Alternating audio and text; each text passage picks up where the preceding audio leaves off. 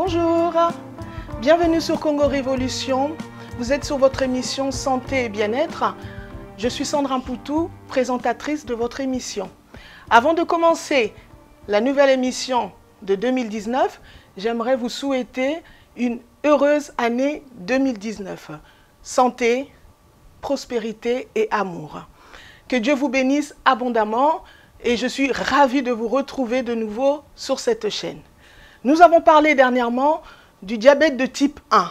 Aujourd'hui, nous parlons du diabète de type 2.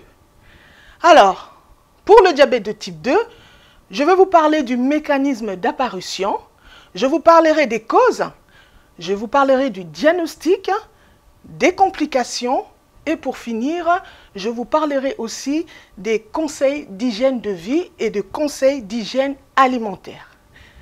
Qu'est-ce que c'est que le diabète? Le diabète, c'est l'excès de sucre dans le sang. Qu'est-ce qui se passe quand on est de type 2, de diabète de type 2, excusez-moi, le pancréas qui fabrique l'insuline fait que dans le diabète de type 2, les cellules deviennent résistantes à l'insuline. Et nous avons un mécanisme qui empêche que le glucose qui est transporté par le sang empêche justement que le sucre puisse rentrer dans les cellules durant la digestion. C'est pour cela, vous voyez que les gens qui sont atteints du diabète de type 2, qui apparaît à partir de l'âge de 40 ans, justement se font suivre parce que justement leur pancréas sécrète l'insuline et l'insuline les cellules deviennent résistantes à l'insuline. Ça, c'est le mécanisme d'apparition.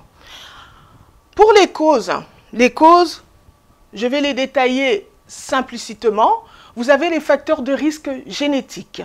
Les personnes qui ont déjà un problème de diabète dans leur santé sont susceptibles de faire ou de créer du diabète eux-mêmes aussi. Nous avons aussi un problème alimentaire. Nous avons aussi un problème de poids, d'obésité. Il y a aussi le tabac qui joue aussi sur le diabète de type 2 et aussi la sédentarité. Donc tous ces facteurs-là regroupés, les gens sont susceptibles de créer le diabète de type 2, qui apparaît bien sûr à partir de l'âge de 40 ans, autrement dit diabète gras. Alors, au niveau du diagnostic, généralement le diabète, on appelle ça une maladie muette, c'est-à-dire que ça ne se voit pas. On peut vivre normalement avec le diabète sans le savoir. Je précise et je le dis et je ne cesserai jamais de le dire, faites des bilans de santé. Si vous faites vos bilans de santé, on va justement prendre le taux de votre glycémie dans le sang. C'est par rapport à ce taux-là qu'on va justement diagnostiquer le diabète. Si vous ne faites pas de bilan de santé, vous allez vivre avec un diabète sans pour autant le savoir, parce qu'on précise que c'est une maladie qui est muette. Vous n'allez pas vous en rendre compte, mais le diabète sera là déjà dans votre corps.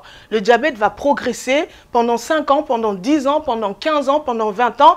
Et quand on va vous découvrir cette maladie-là, ben justement, il y aura déjà des complications. Les complications, on revient sur ça.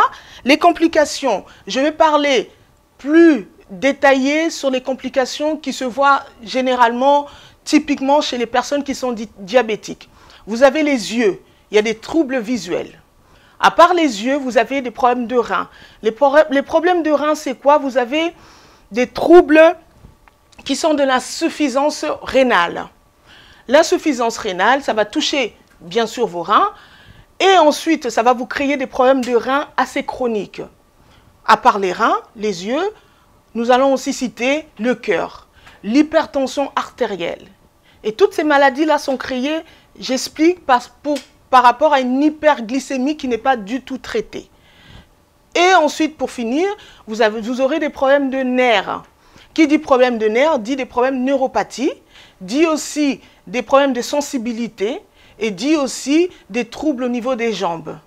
À part ça, pour les hommes, il y aura des problèmes de troubles d'érection qui sera aussi noté pour des gens qui souffrent de problèmes de diabète de type 1. Ça, c'est les complications.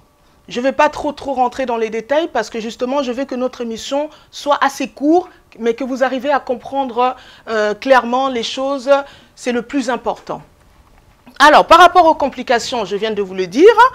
Et ensuite, là, je parlerai des conseils d'hygiène de vie. Et là, je pense que c'est ça qui est le plus important, les conseils d'hygiène de vie pour les personnes qui souffrent de diabète de type 2.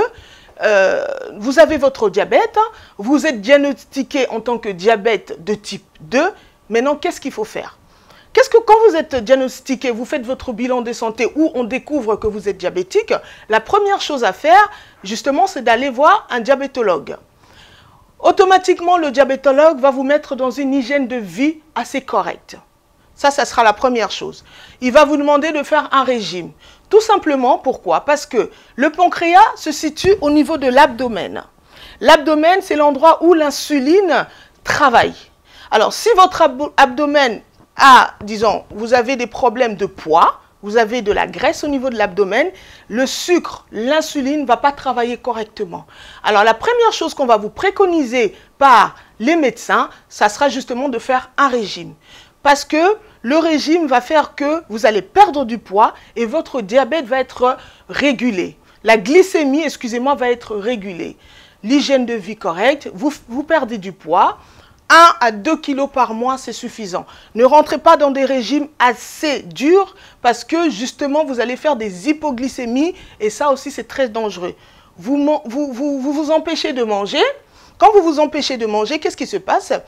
Vous avez déjà un problème d'hypoglycémie, c'est-à-dire que le sucre va vous manquer sur le sang et ce sucre-là va faire que vous allez tomber dans des crises d'hypoglycémie. Alors, moi, je vous conseille, pour tous les diabétiques qui me suivent, vous ne pouvez pas, vous, de votre côté, régler votre diabète tout seul. Vous ne pouvez pas corriger votre glycémie toute seule.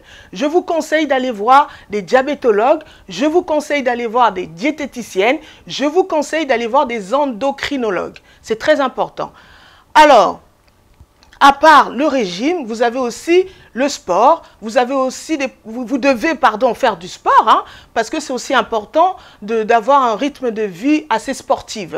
Tout ce qui est sédentarité, c'est-à-dire assis à rien faire, ça peut ne pas vous aider pour le diabète. Le corps a besoin de bouger, donc au lieu des fois de prendre la voiture pour les gens qui conduisent, laissez votre voiture, marchez 5-10 minutes et vous allez voir que ça va réguler votre glycémie. Ça, c'est le conseil que je peux vous donner dans l'hygiène de vie pour les gens qui sont bien sûr diabétiques de type 2. Par rapport au sport, ça va vous aider et puis ça sera très très bien pour votre santé.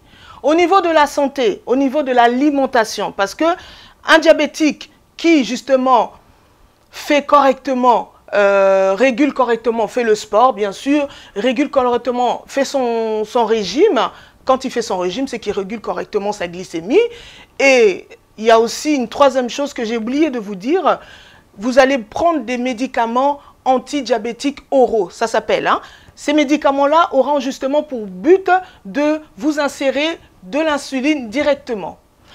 Pourquoi on va vous insérer l'insuline directement? Parce que vous allez avoir maintenant un régime alimentaire. Ce régime alimentaire que vous allez faire, ça va justement réguler ça en fonction de ce que vous allez prendre comme médicament. Maintenant, au niveau du régime alimentaire, c'est des choses quand même qui sont assez cadrées. Des fois, on a du mal à comprendre, on a du mal à situer tout ça. Mais si vous m'écoutez attentivement, vous allez comprendre réellement ce que je suis en train de vous expliquer. Surtout les diabétiques qui me regardent, vous comprenez ce que je suis en train de vous dire. Quand vous prenez vos médicaments, quand vous faites un régime, quand vous faites du sport, bon, après, on ne demande pas de faire des sports de combat, des muscles, non. On vous demande juste de faire marcher votre physique, de bouger votre corps. Vous allez maintenant tomber sur un régime alimentaire. C'est ça qui est le plus frustrant. Parce que dans le régime alimentaire, ça va vous demander à vous dire qu'est-ce que je dois manger, qu'est-ce que je ne dois pas manger. Parce qu'automatiquement, quand on est diabétique, on se dit j'arrête le sucre. Ah ben non, le sucre, on a besoin du sucre. Le corps a besoin du sucre. Il ne faut pas arrêter le sucre. Justement, il faut maintenant avoir un rythme alimentaire, je vais dire, correct. Vous avez, je vais donner un exemple tout bête, hein, le jus de fruits. On se dit, bon, on arrête le soda, on arrête le coca, on va se mettre dans le jus de fruits. Le jus de fruits, ce n'est pas bon non plus, parce que dans le jus de fruits, on a du sucre. On va vous dire peut-être de faire attention à l'alcool. vous pouvez vous prendre un petit verre de vin rouge pour un repas. C'est bien le vin rouge, mais vous évitez de prendre, j'en sais rien moi, de la bière, le champagne. Donc je parle à l'excès, hein, je ne parle pas de quelque chose minime. Et à part ça, vous devez aussi, au niveau de votre rythme, de votre alimentation, avoir une hygiène de vie, c'est-à-dire, attendez, je vais essayer de trouver les mots pour essayer que vous arrivez à me comprendre. Quand vous mangez, exemple, vous ne pouvez plus manger tout et n'importe quoi. Ce qui est très très bien pour équilibrer votre alimentation, vous prenez, exemple, une viande, vous prenez un légume et vous le rajoutez par un petit féculent. C'est-à-dire, la viande, je prends un petit haricot vert, après l'haricot vert, je rajoute un peu de pâtes. Les pâtes, le mélange de pâtes et légumes, qu'est-ce que ça va faire? Ça va vous donner du fibre au niveau de votre santé. Et le fibre, c'est très très très bon, et surtout pour les gens qui sont diabétiques. Équilibrez vos aliments comme ça, ne sautez pas vos repas. Vous avez besoin de 3 repas par jour. 3 repas par jour. Si vous ne prenez pas vos 3 repas par jour, ben, le médicament que vous allez faire, vous allez prendre, ça va vous mettre en besoin de glycémie. Et si vous, de votre côté, vous jeûnez, c'est-à-dire que moi, je ne mange pas le matin, je ne mange pas le midi, je ne mange pas le soir, vous allez tomber en hypoglycémie. Pour éviter ça, il est vraiment très important d'aller consulter. Moi, je ne suis pas spécialiste, je ne suis pas diététicienne, je ne suis pas diabétologue. Moi, je vous procure juste quelques conseils pour que vous arriviez à comprendre. Vous êtes diabétique, vous êtes suivi. Et quand vous êtes suivi, on va vous demander de faire des choses claires. Tout ce que moi je peux vous apporter, c'est par rapport à ma connaissance. Les fruits, on peut se dire, oui, les fruits c'est bon, on nous dit de consommer des fruits. Mais sachez-vous que, ou savez-vous pas, sur une pomme, vous avez au moins 4 morceaux de sucre, rien que pour une pomme. Alors sur une banane, c'est encore plus. Ce n'est pas interdit de le manger, mais on conseille toujours de manger 2 portions de fruits par jour. Et c'est ça qui va réguler votre glycémie. Et l'important, c'est réguler votre glycémie. Voilà, si vous arrivez à associer les légumes et les féculents, vous arrivez à faire un programme. Le matin, je mange ça, le midi, je mange ça, le soir, je mange ça. Vous respectez vos médicaments, vous respectez votre hygiène de vie, vous respectez aussi le sport, vous respectez aussi vos régimes, hein, parce que c'est important aussi. Donc, vous allez vivre autant de temps que vous voulez. Moi, je me permets de dire aujourd'hui que le régime apporté par les diabétiques, c'est ce que nous devons avoir. Parce qu'un diabétique est obligé maintenant de suivre quelque chose de strict. On n'interdit rien à un diabétique, mais il y a des portions, il y a des limites qu'il ne faut pas dépasser. Et c'est des choses, en fait, quand on mange sainement, on prend son poisson, on prend un petit verre de vin, on équilibre son repas par un légume, par un féculent, ben, on vit normalement. Donc les diabétiques, vous vivez normalement, si je peux me permettre de dire, vous vivez comme nous. Et vous suivez votre rythme, et vous êtes correctement bien dans votre peau, ben vous vivez bien votre diabète. Pour moi, c'était quand même important de vous dire ça. Et pour finir, sur les règles alimentaires, un diabétique a souvent tendance à créer des maladies cardiovasculaires, des maladies du cœur. Alors, moi, je conseille aussi de prendre de l'huile d'olive sur vos repas. L'huile d'olive, ça sera moins gras. L'huile de colza, c'est moins gras. Évitez les aliments qui sont trop gras. Si vous vous arrêtez dans le sucre, vous vous dites, j'arrête le sucre, ben, je vais me mettre à manger toutes les conneries, toutes les viandes grasses. Qu'est-ce que vous allez faire? Vous allez ne pas être, bien sûr, dans le sucre, mais vous allez développer justement des maladies cardiovasculaires parce que vous allez augmenter votre cholestérol. Donc, évitez. Évitez, équilibrez tout et vous allez voir que vous allez être en bonne santé. Voilà. Pour moi, l'émission a été claire. Je n'ai pas voulu rentrer dans les détails médicaux. Je pense que les diabétiques qui me suivent ont besoin de savoir, oui Sandra, on t'a suivi, mais qu'est-ce qu'on doit faire en tant que diabétique? En tant que diabétique, suivez votre régime, prenez vos médicaments, allez, suivez, faites des bilans de santé, parce que quand on est diabétique, justement, on est suivi. On est même suivi de près. Ce qui est dangereux, justement, c'est quand on est diabétique, mais d'un autre sens, on n'est pas suivi, on ne veut pas faire de bilan de santé et on vit en étant diabétique et le sucre qui restera dans votre sang va créer plus tard des maladies des maladies auxquelles j'ai cité juste avant de parler des conseils d'hygiène de vie et des conseils d'hygiène de vie alimentaire. Voilà, j'espère que au niveau du diabète, j'ai répondu à votre demande. Je tiens juste à préciser aussi, on trouve le diabète de type 1, on trouve le diabète de type 2, on trouve aussi pour les femmes qui me regardent le diabète gestationnaire. Le diabète gestationnaire, c'est quoi? C'est un diabète qu'on fait quand on est enceinte. Parce que le corps est habitué à un poids précis. Vous êtes enceinte, vous prenez 15 kilos d'un coup, vous prenez 20 kilos d'un coup, ben le corps, l'insuline ne suit plus. Qu'est-ce que vous faites? Vous créez un diabète. Les femmes qui sont diabétiques, faites attention. Si vous rentrez pas sur une alimentation de vie correcte, vous avez 50% de chances de refaire un diabète plus tard. Plus tard. Alors, si vous avez déjà fait un diabète durant votre grossesse, soyez suivi par un médecin, faites des bilans de santé, ça va vous aider. Parce qu'on compte quand même 50% des femmes qui ont fait des diabètes quand elles étaient enceintes. Et puis après, sur 10 ans, 15 ans, elles ont eux-mêmes aussi créé un diabète, disons, qui ont fait le diabète gestationnaire, elles ont créé un diabète dans leur propre corps. Les femmes qui ont fait des diabètes gestationnaires, je vous conseille d'être suivies. Faites des bilans de santé tous les ans pour voir, pour calculer au niveau de votre glycémie si tout est normal. Le diabète, pour conclure, c'est une maladie que vous pouvez bien vivre, que vous pouvez vivre autant longtemps que vous pouvez, mais il est très important d'être suivi. Très, très important d'être suivi. Voilà. Alors, c'était clair pour moi.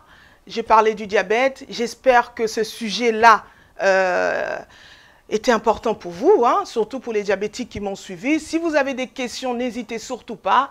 Je suis là. Je serai là pour répondre à vos questions. Vous avez le Facebook Sandra Mpoutou. Vous avez aussi le contact de l'émission qui va être mis sur la barre d'infos à la fin de l'émission. Et puis, si aussi vous avez besoin de m'écouter, vous aurez aussi justement le numéro de téléphone de l'émission de Congo Révolution, du bureau, qui sera mis aussi en bas, voilà, sur la barre d'infos. Alors, la semaine prochaine, nous allons parler de l'hémorroïde. L'hémorroïde, plus précisément de la crise hémorroïdaire. J'ai du mal, hein. Hémorroïde, crise hémorroïdaire. Je parlerai de l'hémorroïde parce que ça touche et c'est une maladie qui est en constante évolution par rapport aux activités physiques, par rapport au stress, par rapport à beaucoup de choses. Il y a beaucoup de gens qui sont en train de souffrir de l'hémorroïde, que ce soit les femmes comme les hommes. Je parlerai de la crise hémorroïdaire, comment la reconnaître, parce qu'il y a des gens qui souffrent de l'hémorroïde sans pour autant le savoir, et surtout comment la traiter. Et c'est très important. Quand on ne traite pas l'hémorroïde, ça peut avoir des problèmes très très graves sur notre santé. Alors suivez-moi, aux prochaines émissions, nous parlerons de l'hémorroïde. Je tiens bien sûr à vous remercier d'avoir suivi cette émission. Je remercie tous les gens qui me suivent. Je remercie mon équipe que je dis et que je ne dirai jamais extraordinaire, qui sont derrière les caméras que vous ne voyez pas. Merci à tout le monde. Je remercie Papa Sala, Ali Sala, comme je l'appelle, le réalisateur. Je remercie Douche Kapanga, acteur, le meilleur cinéaste. Suivez-le sur Kapanga TV. Si vous avez besoin de la fiction, ben, vous ne serez pas déçus. Suivez-le sur Kapanga TV, vous serez très ravis. Je remercie Michel Combé. Je remercie aussi Popol, là où il est. Gros bisous à vous. Et moi, je vous remercie aussi de prendre votre peu de temps pour me suivre sur la santé. Et je ne dirai jamais assez que la santé, c'est le trésor pour tous. Et la santé, c'est bien sûr une richesse. À très bientôt sur notre émission dans Congo Révolution News. Bye bye.